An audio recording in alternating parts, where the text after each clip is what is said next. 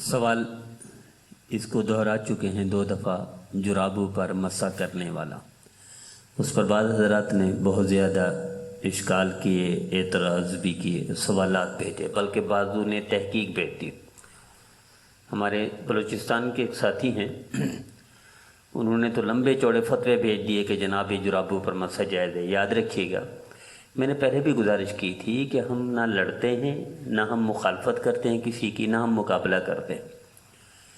ہم حق بات بتا دیتے ہیں، اور حق بات میں جو اختلاف ہمارا حق ہے بس اس اختلاف تک محدود رہتے ہیں، اس کو گالی تک نہیں لے جاتے، لڑائی تک نہیں لے جاتے، اس کو کینہ بغض نفرت تک نہیں پہنچاتے۔ تو یہ موضوع میں نے عرض کیا تھا، یہ سوتی اور اونی کپڑے کے جو مارکیٹ میں پاکستان میں دستیاب ہیں، کسی پر مسح جائز نہیں ہے۔ اگر کوئی مسح کرے گا تو اس کو وضو نہیں ہوگا، وضو کرے گا، وضو نہیں ہوگا تو نماز نہیں ہوگی۔ لہذا خدا کے لیے اگر مسح کرنا ہے، اس میں کوئی شک نہیں کہ مجبوری ہے، بہت زیادہ سردی ہے، جیسے بلوچستان میں ہیں، خیبر پختونخوا میں ہیں، یا آگے مری کی طرف، کشمیر کی طرف چلے جائیں، سردی ہے، لیکن اس کی کیا مطلب ہے کہ بغیر وضو کے وہ کریں؟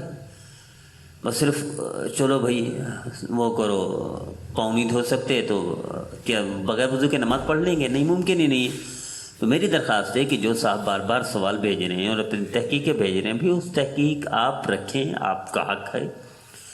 ہم لڑتے نہیں ہیں، لیکن ہم فتویٰ نہیں دے سکتے کہ اس پر مسح جائز ہے اور وضو کے بغیر ہم نماز پڑھنے کا فتویٰ دے دیں، ایسے ہی جیسے وضو کے بغیر نماز پڑھنے کا فتویٰ دیتے ہیں، جو کہ ممکن ہی نہیں ہے ہمارے لیے۔ تو میری درخواست یہ ہے کہ اگر کرنا ہے، کسی نے مسح لازمی کرنا ہے، تو بھئی چمڑے کے موزے لے لیں، یا وہی موزے لے لیں جو جائز ہیں، کہ پانی اس کے اوپر ڈالیں، نیچے چھنے نہ، نیچے گرے نہ پانی، اس کو پانی کراس نہ کرے، یعنی اس کپڑا ہے نا، ایک قسم کا سوتی کپڑا ہے، اونی کپڑا ہے، اس کو پانی کراس کر کے نیچے نہ جائے۔ اگر اس طرح کا کپڑا مل سکتا ہے تو مسح کریں، اور نہیں مل سکتا تو چمڑے کے موزے لے رہے ہیں لازمی۔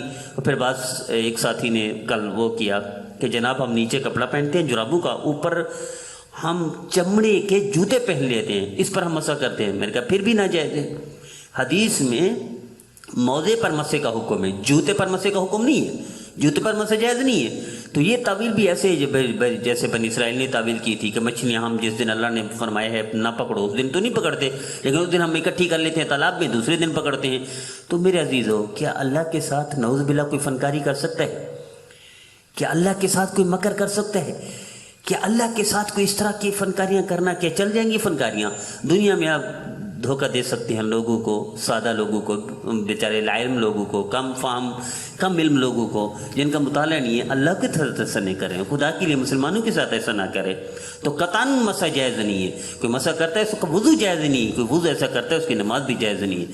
تو میری التجا یہ ہے کہ ٹھیک ہے، آپ اپنی تحقیق، اپنے فتوے اپنے پاس رکھیں، اور ہمارا فتویٰ وہی ہے جو پہلے دن دیا تھا۔ یہ سوتی اور یہ کپڑے کے جو اویلیبل ہیں ہمارے مارکیٹ میں دستیاب ہیں، قطعاً اس پر مسح جائز نہیں ہے، اور نہ اس پر کرنا چاہیے۔ بہت شوق ہے تو آپ چمڑے کے لے لیں، اس پر جائز ہے، ہمارا کوئی اختلاف نہیں۔ اور باقی چاروں ائمہ کرام کا فتویٰ ہے، یہ میرا فتویٰ نہیں، میں اپنے کابر کے فتوے سے بات کرتا ہوں۔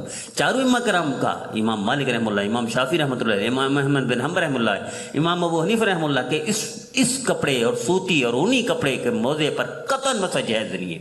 اللہ ہمیں سمجھ کی توفیق عطا کرے۔